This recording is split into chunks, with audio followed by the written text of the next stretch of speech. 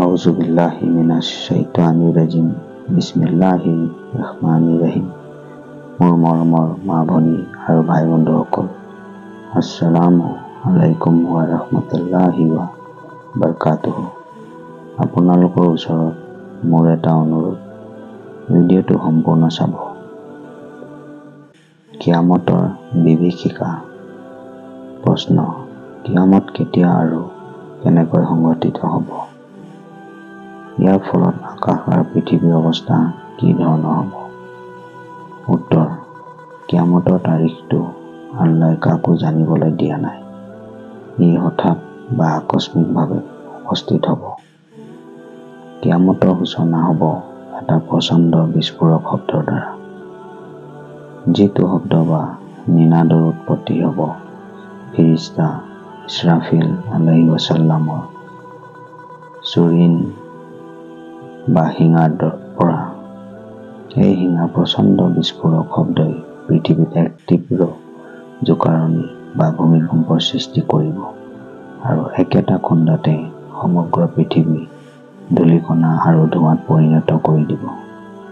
আকাশৰ তাৰকা আৰু নক্ষত্ৰমণ্ডলীয়ে পাৰস্পৰিক মাধ্যাকৰ্ষণ আৰু মহাকৰ্ষণ শক্তি হেৰুৱাই পেলাব আৰু সেইবোৰৰ জ্যোতি বা পোহৰ নিৰ্বাপিত হ'ব।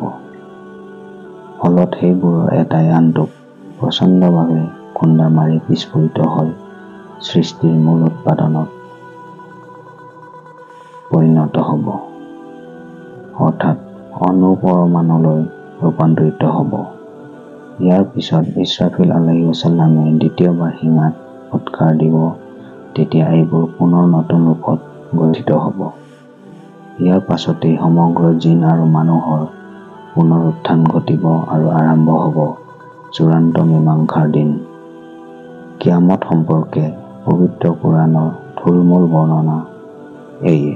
কিয়ামতৰ বিভীষিকা পবিত্ৰ কোৰাণৰ এটা মাত্ৰ আয়াতৰ পৰাই উপলব্ধি কৰিব পাৰিব, আৰু সেইটো হ'ল এই: তোমালোকে সত্যক অস্বীকাৰ কৰি কিয়ামতৰ দিনা কেনেকৈ আত্মৰক্ষা কৰিবা, যিটো দিনৰ বিভীষিকাই শিশুক পোৰা কৰি পেলাব। কিয়ামতৰ দিনা মানুহ সশৰীৰে উঠিবনে? প্ৰশ্ন: কিয়ামতৰ দিনা আখিৰাতত মানুহ ৰুহানীভাৱে নে সশৰীৰে উঠিব? এই সন্দৰ্ভত কোৰাণে কি কয়? উত্তৰ: পবিত্ৰ কোৰাণৰ বৰ্ণনা মতে কিয়ামতৰ দিনা মানুহ সশৰীৰে নিজ নিজ সমাধি বা কবৰৰ পৰা উঠিব। এই সম্পৰ্কে পবিত্ৰ কোৰাণৰ কেইটামান আয়াত তলত উদ্ধৃত কৰা হ'ল। ১. তেওঁৱেই তোমালোকক সশৰীৰে দ্বিতীয়বাৰ উঠাব, যিজনে তোমালোকক প্ৰথমবাৰ সৃষ্টি কৰিছে। ২. যেতিয়াই পাপীবিলাকৰ চামৰা জ্বলি পৰি ছাইৰ দৰে হ'ব, তেতিয়া সিহঁতৰ শৰীৰত নতুনকৈ চামৰা আনি দিয়া হ'ব, যাতে শাস্তিৰ স্বাদ ভালদৰে ল'ব পাৰে। ৩. অগ্নিয়ে সিহঁতৰ মুখমণ্ডল দগ্ধ কৰি আৰু সিহঁত বিকৃতভাৱে দাঁত নিকটাই পৰি থাকিব।